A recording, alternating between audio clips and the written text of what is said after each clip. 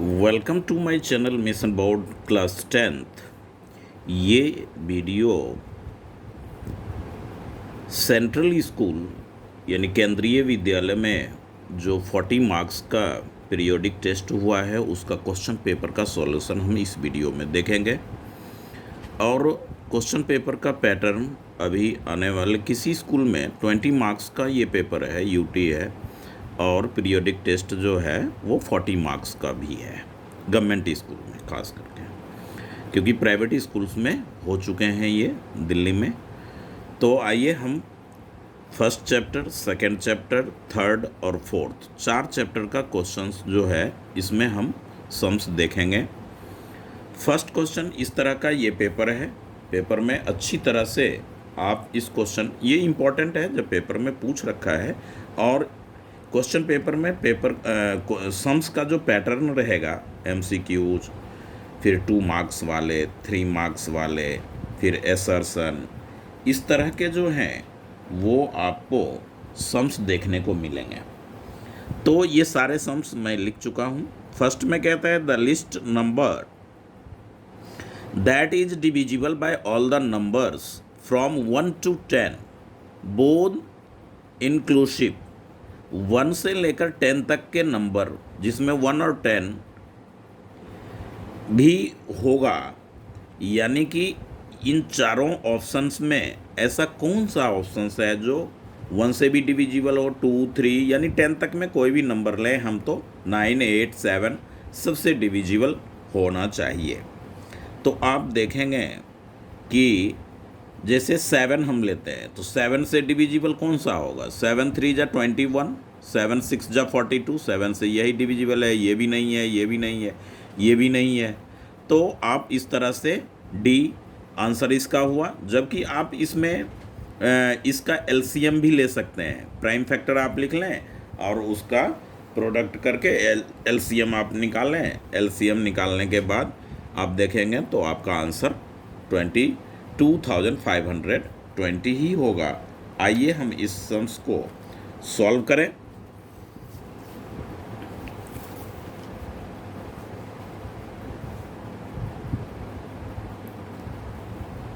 ये जो कहता है कि 1 to 10 बोथ इंक्लूसिव, तो देखें 1 से लेकर के, तो इसका जो सॉल्यूशन है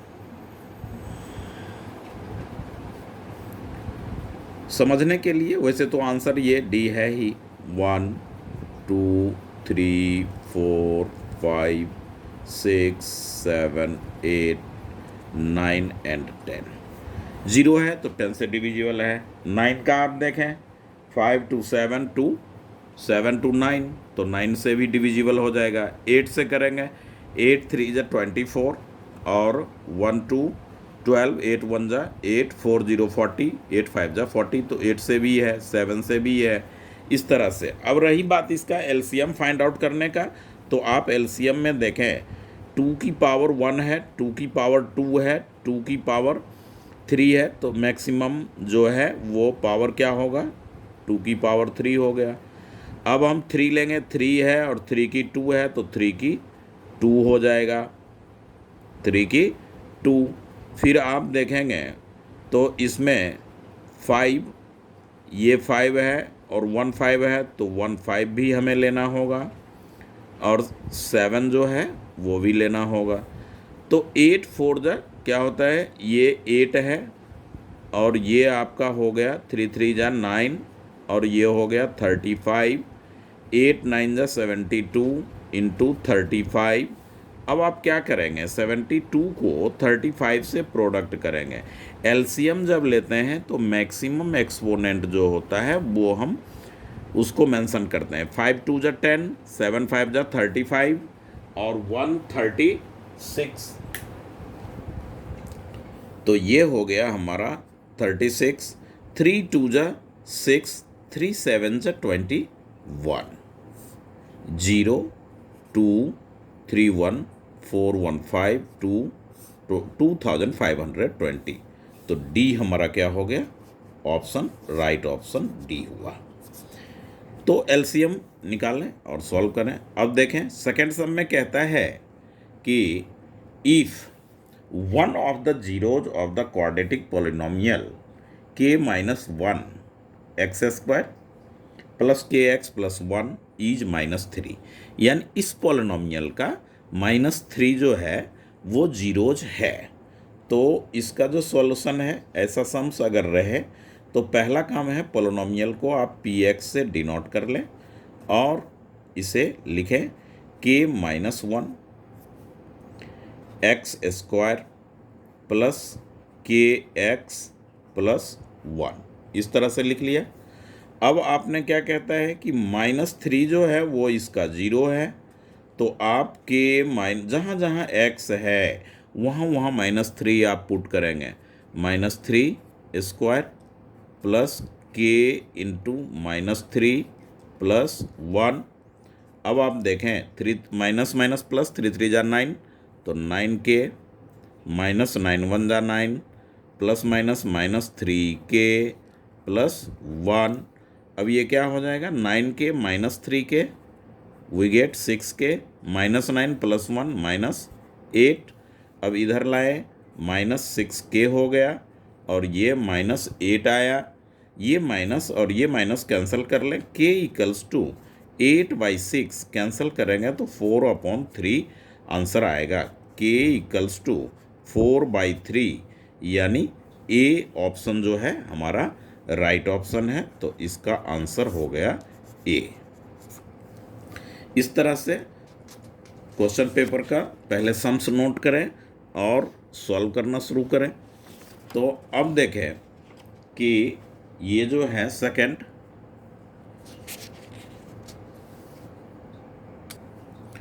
थर्ड सम में कहता है if a pair of linear equation is consistent then the line will B.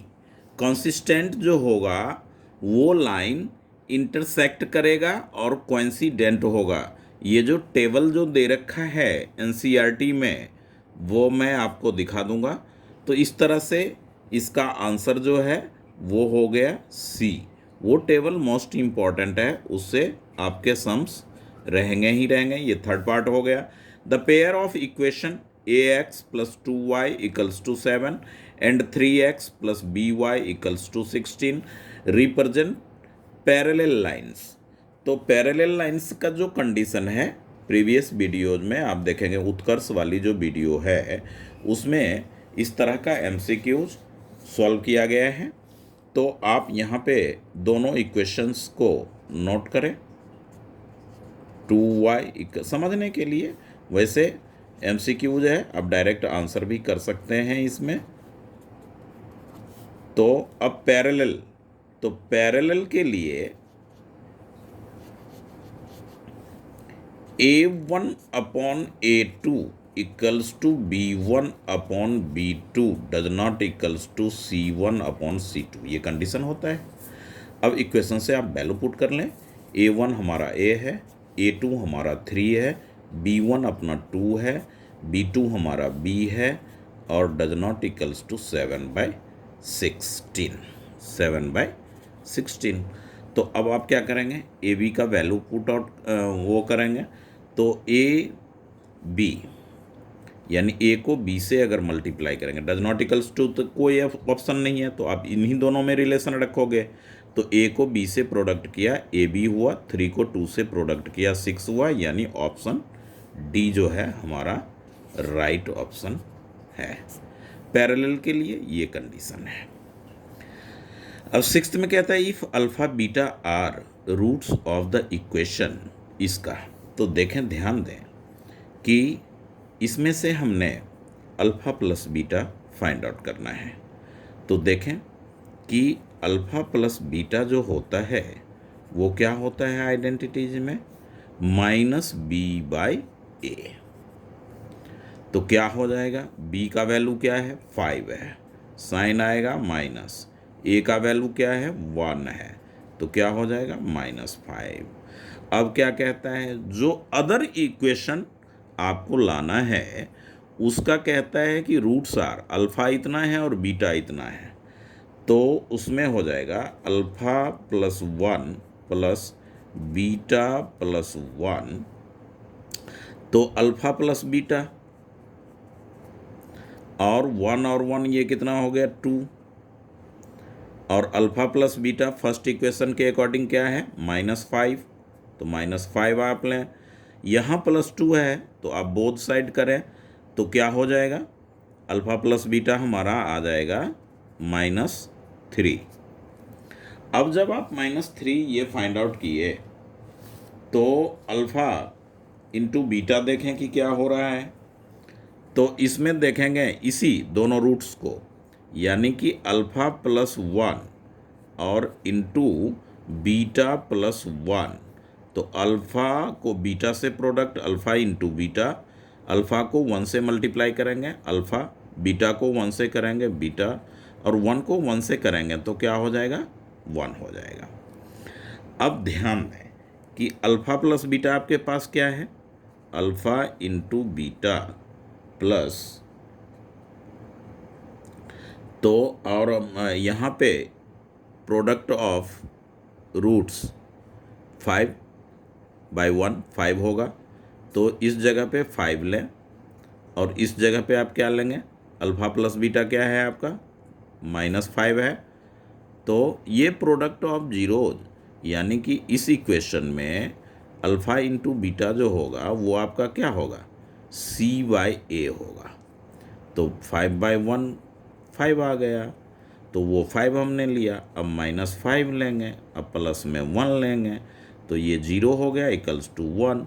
अब आप देखें कि किस ऑप्शन में ये, तो क्या होता है x² minus alpha plus beta into x plus alpha into beta. तो ये देखेंगे तो x² आपका होगा माइनस अल्फ़ा प्लस बीटा क्या आया -3 है, तो इस तरह से -3x अल्फ़ा इंटू बीटा क्या आया 1 आया, तो x² minus minus plus 3x plus 1। तो ऑप्शन नंबर सी इसका जो है वो राइट ऑप्शन है, सम नंबर 6 का। आइए अब देखें सम नंबर 7। सम नंबर 7 के लिए जो कह रहा है कि if two lines intersect each other than system will be. जब टू लाइन इंटरसेक्ट करेगा तो इक्वेशन ऑफ सिस्टम जो है वो क्या होगा कॉन्सिस्टेंट होगा, या तो कोइंसिडेंट एक के ऊपर एक मेनी सॉल्यूशन में, या ग्राफ के ऊपर ये जो सिस्टम ऑफ इक्वेशन 1 पॉइंट पे इंटरसेक्ट करेगा तो ये किस में करता है कॉन्सिस्टेंट में करता है। तो ए आपका हो गया राइट ऑप्शन। ये एनसीईआरटी में टेबल है 3rd चैप्टर में, उसे अच्छी तरह से स्टडी करना चाहिए। Roots of a quadratic equation are real and equal if d. तो नेचर ऑफ रूट जो 4th चैप्टर में है मोस्ट इम्पॉर्टेंट है। तो आप जानते हैं कि d = जब 0 होता है, डिस्क्रिमिनांट 0 होता है, तो रियल एंड इक्वल रूट होता है। तो आपका ऑप्शन हो गया सी राइट ऑप्शन। अब the value of k for which the system of equation x + 2y = 5 and 3xky has no solution के लिए, तो आप देखें कि टर्म क्या है नो सॉल्यूशन का, no solution a1 upon a2 = b1 upon b2 does not equals to c1 upon c2। a1 upon a2 does not equals to b1 upon b2। तो ये जो है नो सॉल्यूशन का कंडीशन है। अब यहाँ से आप a1 a2 b1 b2 c1 c2 mention करें तो x का कोफिशिएंट 1/3, k 2 ऊपर रखें k नीचे रखें, डज नॉट इक्वल्स टू 5, ये 15 इधर है ये इधर आएगा तो -5/15 है। अब इस तरह से इसका आप आइडेंटिटी करेंगे, मैं इसका तो के को 1 से करेंगे, के 1 जा के होगा, 3 2 जा 6 होगा। हाँ, तो के का वैल्यू क्या आया, 6 आया। मतलब ऑप्शन हमारा कौन सा सही है, ए ऑप्शन जो है वो अपना राइट ऑप्शन है। तो ए हमारा हो गया राइट। केवल ये सीखना है, आपने देखना है कि नो सॉल्यूशन रहे या इंटरसेक्ट करे ग्राफ पे, इंटरसेक्टिंग, तो क्या होगा, उसका जो सिस्टम ऑफ इक्वेशन में रूल है a1/a2 does not equals to b1/b2। अब मेनी सॉल्यूशन या कोइंसिडेंट यानी लाइन जो है एक के ऊपर एक, तो वो हो जाएगा a1/a2 equals to b1/b2 equals to c1/c2। तो आपने देखना है कि ये इस तरह का ये है, और नो सॉल्यूशन के लिए ये कंडीशन है, तो ये उस टेबल में अच्छी तरह से मेंशन कर रखा है। तो ये था हमारा सम नंबर 9th। अब आइए सम नंबर 10 की बात करें।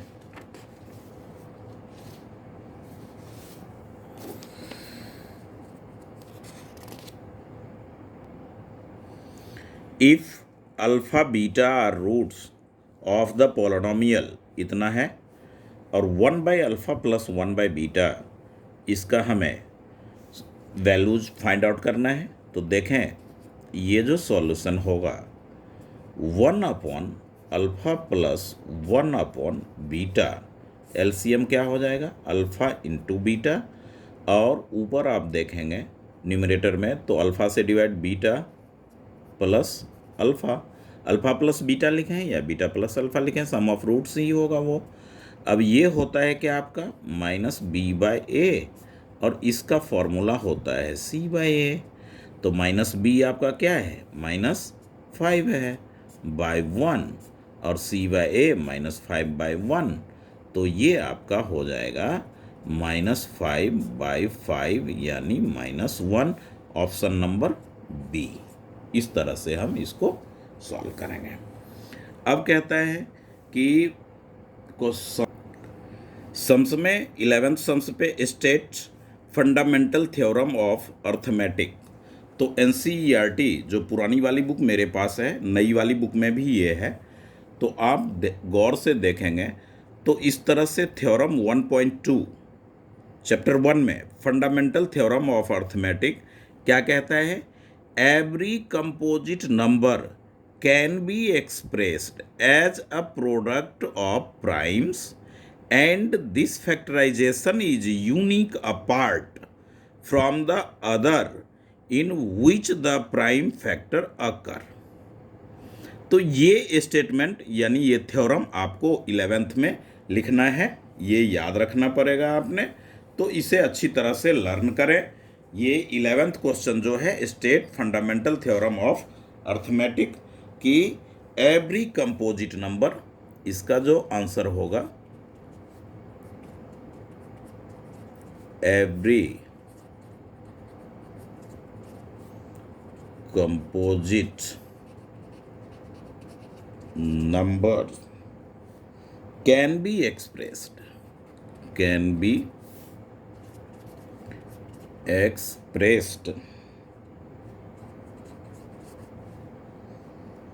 as a product of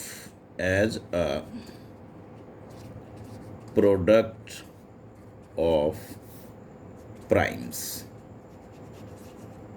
बस इतना भी लिख देंगे तो ये 1 मार्क का है, आपका सही होगा। इसके आगे और लिखना चाहते हैं तो unique apart from order in which the prime factor occurs, ये ऐसा आप लिख सकते हैं। तो ये था हमारा सम नंबर 11। अब आइए सम नंबर 12 की बात करें हम। सम नंबर 12 में कहता है कि फर्स्ट चैप्टर का ही है कि given that under root two is under root two is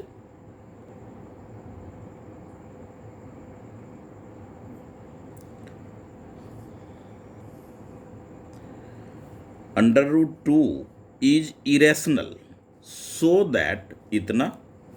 तो अब आप देखें कि so that 5 + 3 under root two is an irrational number. An irrational number कह रहा है, रूट टू को पहले ही इरेशनल है, तो आप क्या करेंगे, इसे सॉल्यूशन में 1 मार्क्स का है तो इसको ज़्यादा ना लिखते हुए let the 5 + 3 under root two is a prime number, वो is a rational number, is a rational number. Therefore 5 + 3 under root two p/q ले या a/b ले, आपकी मर्जी। 3 under root two equals to p/q minus 5 under root two equals to p/3, right side आएगा 3q minus 5/3। ये equation first हो गया। अब under root two is N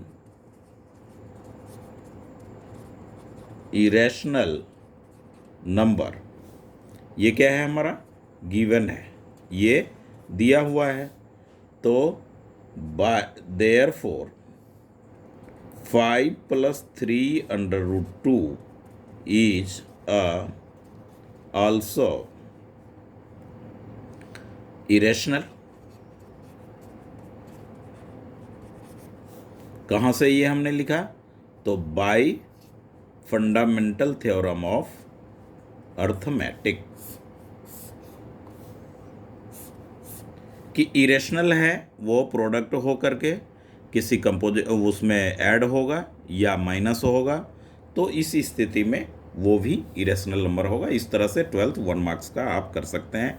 find 13 देखें, find the zeros of the quadratic polynomial, इतना है। Verify भी करना है, ये जो है ये भी आपका सेकेंड चैप्टर का है। तो इस तरह से आप इसका सॉल्यूशन देखें 13 का कि px equals to 3x² minus 2, 3x² minus 2 equals to 0, polynomial 0 के इक्वल होता है। तो x² इक्वल्स टू, ये 2 इधर आएगा और ये 3 इधर आएगा। x इक्वल टू क्या हो जाएगा आपका, वो 2/3 इस तरह से होगा x की वैल्यू। अब आपने क्या करना है कि वेरीफाई करना है। तो रूट हमारा क्या आया, ये जो है इसे आप क्या लिख सकते हैं, प्लस में और माइनस में अगर ऐसा लिखें तो ये भी हो सकता है, क्योंकि अंडर, या आप एक ही रखें। अब इसका वेरीफाई हम कर रहे हैं, तो a इक्वल्स टू कितना हो जाएगा 3, b का कोई वैल्यू नहीं है तो 0, c इक्वल्स टू क्या हो गया -2। अब वेरीफाई में हम क्या लेंगे, अल्फ़ा प्लस बीटा। मान लीजिए आप बीटा को ये ना ले करके बीटा को 0 ही ले लीजिए, ओनली 1 रूट आपका है तो बीटा 0।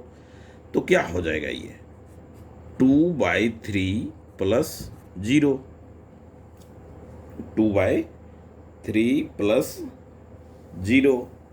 तो अब आप देखें कि इस तरह का जब है तो ये क्या हो जाएगा, b तो है ही नहीं, b का कोफिशिएंट, तो ये क्या होता है -b/a हम लेते हैं, यानी कि minus coefficient of x upon coefficient of x²। तो क्या हो जाएगा ये, तो ये जो हो जाएगा 0/0 बाय -b, तो 0 ये जो आया √2, तो ये हो जाएगा बाय में, और ये 3 यानी क्या आएगा 0। तो b 0 आया तो यहाँ पे हम लिख सकते हैं ये वाली बात। अब प्रोडक्ट ऑफ जीरोज की बात हो, प्रोडक्ट ऑफ जीरोज की बात हो, alpha into beta, alpha into beta. तो अल्फा इंटू बीटा के लिए आप क्या करेंगे, तो ये जो हो जाएगा अंडर रूट, ये आएगा आपका under root 2 by under root 3 minus एक मिनट, ये अपना हो रहा है गलत। इसको ये स्क्वायर रूट में जब रहता है तो एक बार प्लस और बीटा ये वैल्यू हो जाएगा, यहाँ पे minus under root 2/3 equals to क्या हो जाएगा हमारा 0। तब ये वेरीफाई हुआ, तो अल्फ़ा हो गया अंडर रूट 2/3 और बीटा माइनस अंडर रूट 2/3, ध्यान रखना इस बात का। तो अल्फ़ा इंटू बीटा, तो ये फर्स्ट रूट क्या है हमारा 2/3 इंटू माइनस अंडर रूट 2/3, तो अंडर रूट टू क्या हो जाएगा आपका -2 बाहर और रूट थ्री 3, तो ये क्या हो गया आपका कॉफिशिएंट ऑफ कांस्टेंट, कॉफिशिएंट ने कांस्टेंट लिखे, कांस्टेंट अपॉन में कॉफिशिएंट ऑफ एक्स स्क्वायर। तो इस तरह से हम वेरीफाई कर लेंगे। अब सम नंबर 14 को देखें, कहता है find the value of p so that the quadratic equation इतना हैज 2 इक्वल रूट।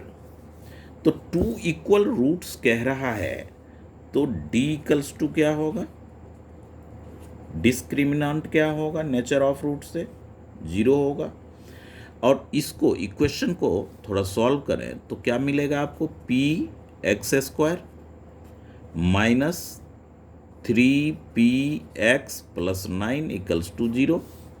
तो d इक्वल्स टू होता है b square minus discriminant 4ac equals to 0। किसके लिए, तो रियल एंड इक्वल रूट्स के लिए। इसे हम क्या कहते हैं nature of root. Nature of root से रिलेटेड क्वेश्चंस रहेगा ही रहेगा, तो उस जगह पे कोई भी सम्स हो मगर ये कंडीशन जरूर रहेगा, ये नेचर ऑफ रूट से रिलेटेड सम्स रहेंगे। b अपना क्या हो गया, ये a और b का वैल्यू -3p इसकी स्क्वायर -4a हमारा हो गया p और c हमारा हो गया 9 इक्वल्स टू 0। तो ये हो गया माइनस माइनस प्लस 3 3 जा 9 p स्क्वायर -9 4 द 36 p इक्वल्स टू 0। अब आप क्या लेंगे 9p कॉमन ले लें, p -4 इक्वल्स टू 0, ये 0 इधर, तो p -4 equals to 0, p equals to 4। p का वैल्यू क्या आ गया 4। ये हो गया हमारा answer sum number 14। Question paper में सम नंबर 14 जो है वो 2 मार्क्स का है। 15 देखें, सॉल्व द लीनियर इक्वेशन, इतना और इतना, ये भी चैप्टर 3 का है। तो इसका जो सॉल्यूशन है वो पहले आप इक्वेशन ले लें, क्या ले लें 2x minus 3y equals to -5। अब इसे आप फर्स्ट रखें, 3x plus 4y equals to 18 रखें। अब इस सम्स में कोई मेंशन नहीं है कि आप सब्स्टिट्यूशन मेथड से करें या एलिमिनेशन मेथड से करें, आपको जो अच्छी तरह से करना आता है वो आप मेथड अप्लाई करें। तो इसमें मैं एलिमिनेशन ही कर रहा हूँ, ये 3 है ये 4 है, इसको आप 4 से मल्टीप्लाई कर लें, इसको आप 3 से करें, ये माइनस है ये प्लस है, देन इसे क्या करें ऐड कर लें। तो 4 2 जा 8x, 4 3 जा 12y, 4 से इच टर्म में प्रोडक्ट करोगे तो 5 4 जा 20, 3 3 जा 9x plus 12y equals to 18 3 जा 54। अब प्लस कर रहे हैं, ये कैंसिल हो गया, 9 8 17x, और ये आपका हो गया 4 3 34। इस तरह से x इक्वल टू आया 34 बाई में 17 कैंसिल करें 2, तो x इक्वल्स टू 2। एक आंसर हमारे पास है। अब आप क्या करेंगे, पुटिंग x इन इक्वेशन फर्स्ट या सेकंड, जिसमें रखना हो रखें आप। तो अब आप देखेंगे कि फर्स्ट इक्वेशन है 2, x की वैल्यू है 2, -3y equals to -5, -3y equals to -5, 2 2 जा 4, राइट साइड आएगा -4, y equals to -9 by -3, minus minus cancel, 3 3 जा, तो x y equals to 3, x equal to 2 and y equals to 3। अब यदि आपको डाउट हो कि अपना आंसर सही है या गलत, तो ये वैल्यू इसमें पुट कर दो, 2 2 जा 4, 3 3 जा 9, +4 और -9 इक्वल्स टू -5, RHS आ गया, यानी ये आंसर हमारा राइट है। इस तरह से आप वेरीफाई भी कर सकते हैं, चेक भी कर सकते हैं अपने आंसर का। ये चैप्टर नंबर 3 का है सम्स। अब आपने कहता है कि some number 16 find discriminant of equation इतना। डिस्क्रिमिनेंट यानी कि आपको डी निकालना है, तो डी निकालने से पहले अच्छी तरह से देखें, नेचर ऑफ रूट से रिलेटेड ये भी है। तो ए जो है, ए की वैल्यू 2 है, बी का वैल्यू 3 है एंड सी का वैल्यू -7 है। तो आप डिस्क्रिमिनेंट की जो आइडेंटिटी होती है b² -4ac, ये आप लिखें, b के जगह 3 ले लें, 4 a के जगह 2 आप लेंगे, और ये -7 हो गया, 3 3 जा 9, माइनस माइनस प्लस, 8 7 जा 56, और ये हो गया आपका 9 और 6 15 65। तो डी जो है वो क्या है, डी आपका ये केवल डिस्क्रिमिनेंट, फाइंड द डिस्क्रिमिनेंट, तो यही आंसर हो गया। और डी जो है नेचर ऑफ रूट से अगर आपको समझना हो, वो पूछा रहे, तो डी जब 0 से ग्रेटर होता है तो रियल एंड डिस्टिंक्ट रूट्स होता है, ऐसा आप करें डी इसका। तो b² -4ac, 3 की स्क्वायर 9 हुआ, और -4ac, तो 8 7 जा 56, माइनस माइनस प्लस 65। 17 सम देखें, सम ऑफ द स्क्वायर्स, ध्यान दें, sum of the square of 2 consecutive integer is 113, find the integer. तो आप देखें कि सम ऑफ स्क्वायर कहता है 2 कॉन्सिक्यूटिव इंटीजर, तो सॉल्यूशन में आप लिखेंगे let the first integer be x, तो सेकंड क्या हो जाएगा, कॉन्सिक्यूटिव है अकॉर्डिंग टू क्वेश्चन, ऐसे यहाँ पे मेंशन करेंगे। तो कॉन्सिक्यूटिव है तो ये हो जाएगा x + 1। अब दोनों की स्क्वायर का ऐड, यानी x² प्लस x + 1 की होल स्क्वायर इक्वल्स टू 113। तो x² प्लस x², 2ab, तो 2x + 1 equals to 113, 2x² plus 2x + 1, 113 को आप लेफ्ट साइड ले आवें, तो ये हो गए आपके 2x² प्लस 2x, और 1 माइनस करेंगे तो 112 इक्वल्स टू 0। 2 आप कॉमन ले लें, तो क्या होगा आपका x² plus x minus 56 equals to 0। ये 2 राइट साइड जाएगा, 0 हो जाएगा, x² plus x, mid term में स्प्लिट कर देंगे इसका। पहले स्टेटमेंट में कि 2 कॉन्सिक्यूटिव इंटीजर है, दोनों का स्क्वायर का ऐड 113 होता है, उससे हमने इक्वेशन फाइंड आउट किया। अब 7 8 जा होता है, तो x² plus 8x minus 7x minus 56 equals to 0। x आप कॉमन करें, x कॉमन लेंगे तो x + 8 -7 आप कॉमन लेंगे, x + 8 माइनस कॉमन आ चुका है तो अंदर प्लस होगा इक्वल्स टू 0।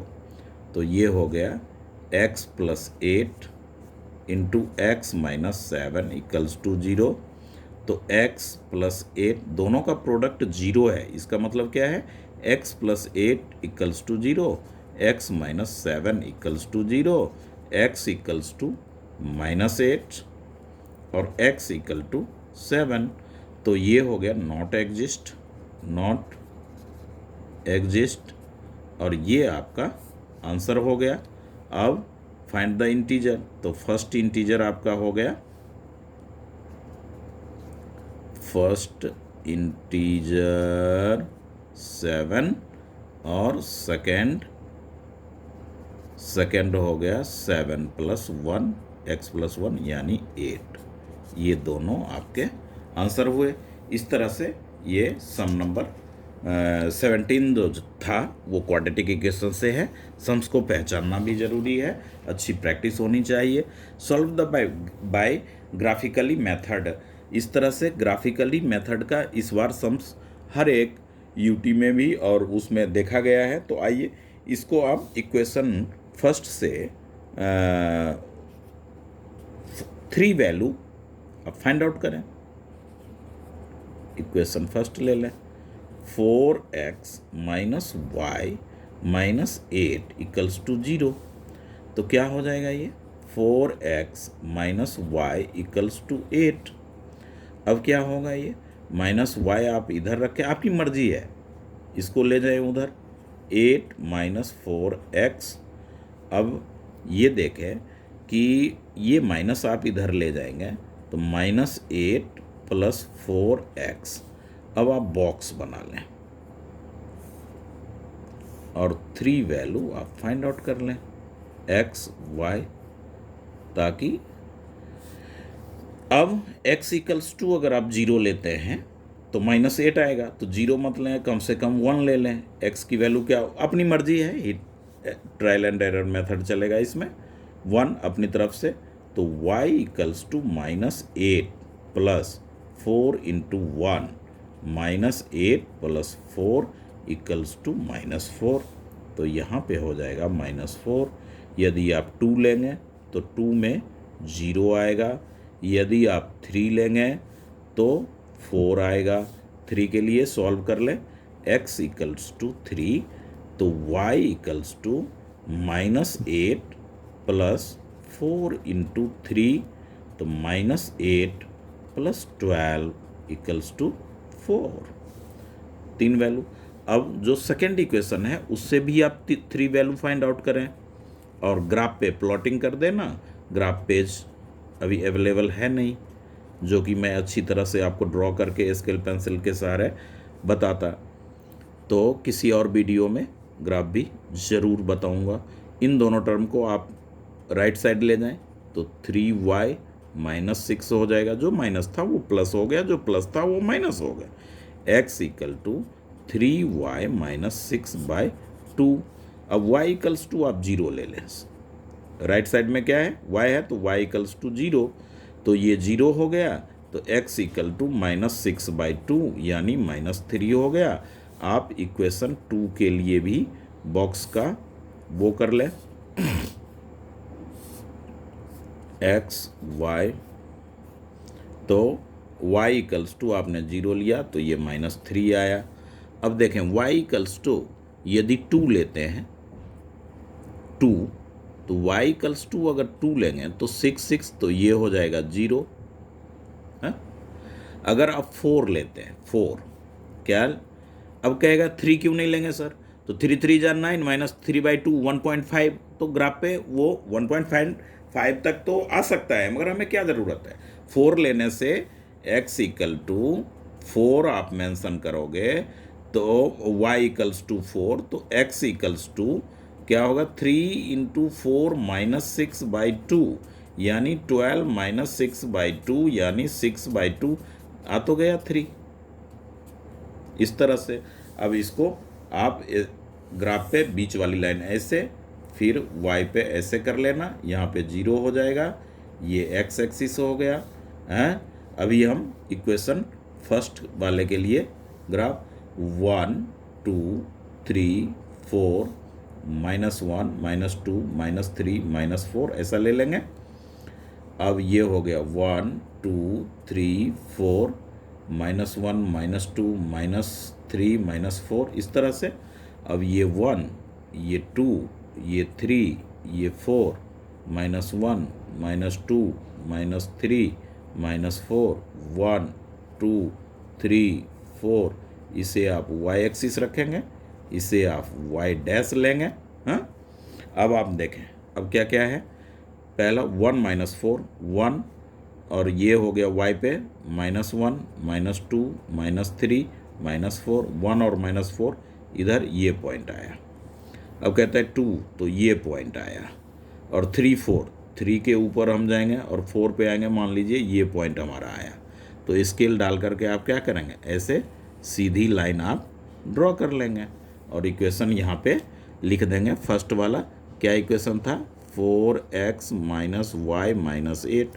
अब सेकंड के लिए देखें -3x की वैल्यू y ये पॉइंट हो गया और 2 0 y 2 ये पॉइंट हो गया और x 4 है और y 3 है तो मान लीजिए ये पॉइंट हुआ। अब स्केल डाल करके आप ऐसे इसे इस तरह से आप आगे करेंगे। तो आगे जब करेंगे तो ये इंटरसेक्टिंग पॉइंट हो गया। यहाँ पे आप सेकंड इक्वेशन जो है वो भी मेंशन कर देंगे, 2x - 3y + 6 = 0 ऐसे आप लिखेंगे। क्या प्रॉब्लम हो रही, तो ये आंसर हो गया। x की वैल्यू हो जाएगी आपकी 3 और y की भी वैल्यू जो होगी, y कहाँ तक आया है, y आया है आपका 3 x हो गया 4 y3 x 4 y3 वहाँ पे इसको जहाँ पे काटेगा x एक्सिस का वो वैल्यू हो जाएगा ग्राफिकली। तो वही होगा आपका x 3 2 0 y। तो ये इंटरसेक्टिंग पॉइंट जो ग्राफ पे आएगा वो आपका आंसर हो जाएगा। इस तरह से हम तीन वैल्यू निकाल, मेन है ये 3 वैल्यू फाइंड आउट करना। अब आपने देखना है कि ये जो इस तरह का जो सम्स है वो भी यूटी और उसमें हर एक क्वेश्चन पेपर में देखा गया है। तो देखें ये 253 11 से आप इसमें डिवाइड करेंगे, z का वैल्यू आ जाएगा। तो z = 2 हो जाएगा, 11 2 जा 22 3 3 23 आ गया z का वैल्यू। अब y में आइए, ये 253 है, इससे आप डिवाइड करेंगे 1 पे तो 53, तो 253 फिर तो 11 हो जाएगा। y का क्या हो जाएगा 11, इसमें इससे डिवाइड। अब इन दोनों का प्रोडक्ट 5 3 जा 15 x = 5 3 जा 15 5 8 जा 40 40 में 1 तो 41 4 7 5 जा 35 35 और 4 कितना हो जाएगा 39 5 2 जा 10 और ये 13 x का वैल्यू। अब देखें x का वैल्यू क्या हो गया हमारा, सेकंड ऑप्शन हो गया। ये केस स्टडी है, ये जो क्वेश्चन है ये आपको दिया गया है केस बेस्ड में। तो इसको केस बेस्ड जो है ये आपका फर्स्ट चैप्टर वो XY लीनियर वो प्राइम फैक्टर का है, केस बेस्ड। ये mathematical exhibition the conducted your school friend, ये सब पढ़ करके मेन यहाँ से है x y z हमने तीनों का वैल्यू निकाल दिया। और ये यहाँ पे according to fundamental theorem of arithmetic इतना ईजा क्या होता है, कंपोजिट नंबर होता है, उसी का तो प्राइम फैक्टराइजेशन ये है, फैक्टर ट्री। तो इस तरह से आप देख सकते हैं कि इसका हो गया second, what will be the value of x, तो ये आया। अब कहता है y के लिए 11 है, यानी ये थर्ड पार्ट आया, अच्छी तरह से देखें इसे। अब c में कहता है what will be the value of z, तो z का जो है वो 23 आया। According to the fundamental theorem of arithmetic इतना ईजा क्या आएगा, कंपोजिट नंबर। 4 मार्क्स का केस बेस्ड है, थोड़ा सा आपने यहाँ पे कैलकुलेशन किया सबका आंसर आ गया। तो केस बेस्ड जो है 1 मार्क्स के 4 क्वेश्चन होंगे, तो उसमें इस तरह से आपने सॉल्व करना है। अब देखें बी, 20 सम्स, ये भी जो है केस बेस्ड का ही है। तो 20 में क्या किया गया है कि इस तरह से वो योगा को दिखाया गया है, ये चक्रासन या जो हो इस तरह का है ये। तो अब आप देखें कि ग्राफ के ऊपर जो आप इसे सॉल्व करेंगे तो ये एक्सिस से इस तरह का डाउनवर्ड में यू बनाएगा, ये शेप को अगर ग्राफ प्लॉटिंग करेंगे तो इसको बोलते हैं पैराबोला। हाँ, और बी में आप देखेंगे तो ये जो ग्राफ है इसमें एक्स एक्सिस को -2 और 4 पे इंटरसेक्ट कर रहा है, तो 2 ये आंसर आ गया। अच्छी तरह से इस सम्स को पढ़ें, केस बेस्ड है ये। अब 2 कौन कौन सा है, तो -2 और 4 है, तो ये सेकंड आंसर आ गया। द 2 जीरोज ऑफ द एवं ग्राफ के ऊपर इस तरह का -2 और 4। अब कहता है the zeros of the quadratic polynomial, इस क्वाड्रेटिक पोलिनोमियल का डी पार्ट है किसका, 20 का। ए पार्ट का पैराबोला, इसको लिखने का भी कोशिश करना आप लोग, बी ग्राफ बना करके इस तरह से एक्स एक्सिस को -2 -4, तो बी का आंसर हो गया 2। और सी में कहता है इसका जीरोज लिखो जी, हाँ, तो -2 और 4 आ गया। अब इसका जीरोज फाइंड आउट करो। चलो जी, ये देखो सम नंबर 20 इसमें पैराबोला हो जाएगा, और बी में आपके 2 आंसर आएंगे, सी में आपके -2 और 4 उसमें ग्राफ में दिखाया। अब इसका मिड टर्म स्प्लिट से आप इस पॉलिनोमियल का वो जीरोज फाइंड आउट करें। तो मिड टर्म स्प्लिट में देखें कि इसको और इसको आप पहले तो एक बार लिख लें इक्वेशन। पॉलिनोमियल 4√3x² + 5x - 2√3 इस तरह का हो गया, इक्वल्स टू 0 आप लेना चाहते हैं ले सकते हैं। इसको और इसे first term multiplied by last term, 4 2 जा 8, √3 24, और 24 का फैक्टर 8 3 जा 24, 5x मिल जाएगा। तो 4√3x² + 8x - 3x - 2√3। √3 से आप घबराइए मत, ईजिली सॉल्व होता है, ये प्रोडक्ट है।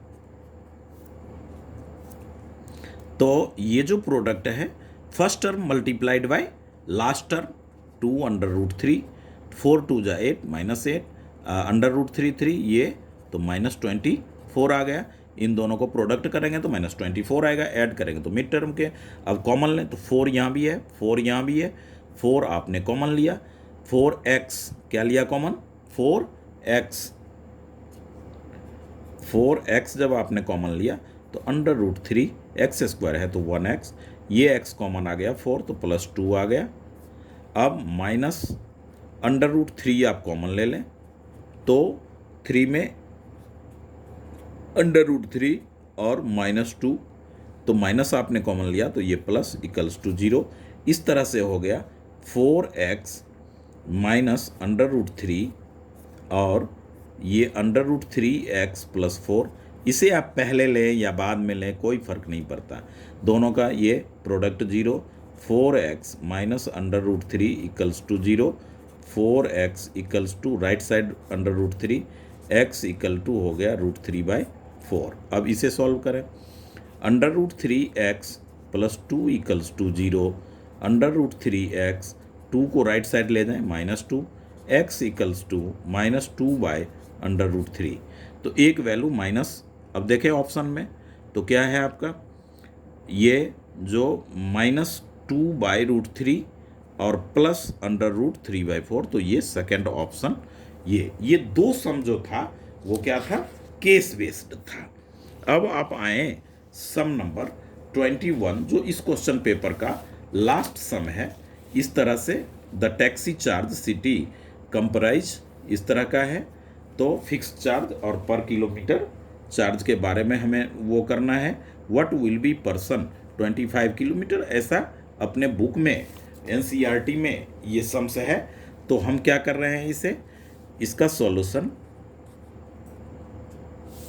देखिए, इतना किया, and for journey 15 kilometre charge paid rupees इतना, what will be the person have 25 के लिए। तो taxi charge in the city comprise of a fixed charge together with the charge for the distance covered for the journey 10 kilometre, इस तरह का। तो आप क्या करें, let the fixed charge be ₹X and per kilometre charge be ₹Y। According to question, first condition में वो कितना किलोमीटर, 10 किलोमीटर जाता है और 75 रुपीज वो देता है, तो फिक्स चार्ज तो वो लेगा ही लेगा, और 10 किलोमीटर गया है तो 10Y equals to total cost 75, equation first. Second में 15 किलोमीटर वो जर्नी करता है और 110 देता है, तो फिक्स चार्ज तो लगेगा, और 15 का पर किलोमीटर Y है, तो जितना किलोमीटर गया उसको प्रोडक्ट कर लिए, तो 110। इस तरह से ये सेकेंड हो गया। अब आप क्या करेंगे, फर्स्ट में सेकेंड को माइनस करें, तो x प्लस 10, क्योंकि दोनों पॉजिटिव है इसलिए हम माइनस कर रहे हैं, 75। सेकेंड में से भी फर्स्ट को माइनस कर सकते हैं, equals to 110 minus minus minus, अब ये x कैंसिल हो गया, -5y इक्वल्स टू 75, तो ये हो जाएगा -35, तो minus minus y equals to 35/5 यानी 7, y इक्वल्स टू हमारा क्या आ गया, 7 आ गया।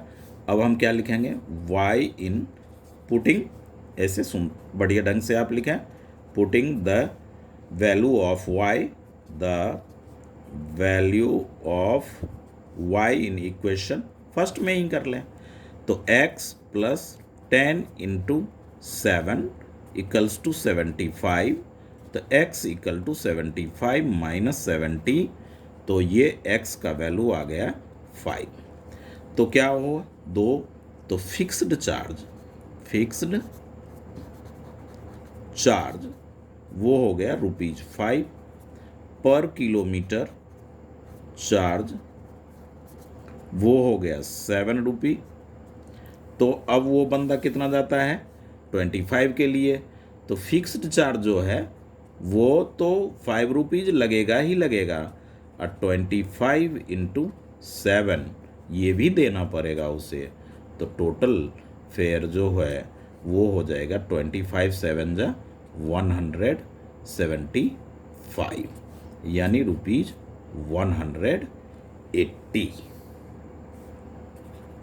ये हो गए हमारे फाइनल आंसर।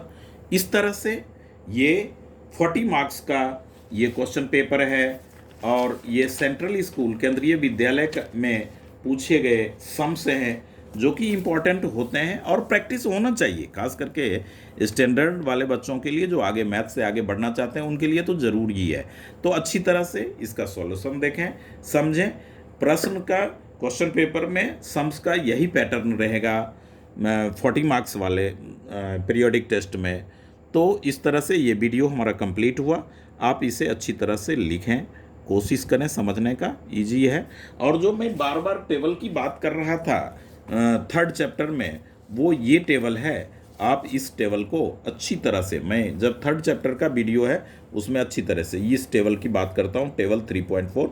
ये जो न्यू बुक में भी है और पुरानी में भी, ये देखें, ऐसा रहने पे, ऐसा होने पे, exactly one solution, unique solution, intersecting, तो इसी को हम कंसिस्टेंट बोलते हैं। तो इस तरह का ये टेबल ज़रूर ध्यान में रखें। इस तरह से ये हमारा क्वेश्चन पेपर कंप्लीट हुआ। तो प्लीज़ सब्सक्राइब एंड लाइक्स, और थोड़ा भी समझ में आए तो अपने फास्ट फ्रेंड को ज़रूर शेयर करें।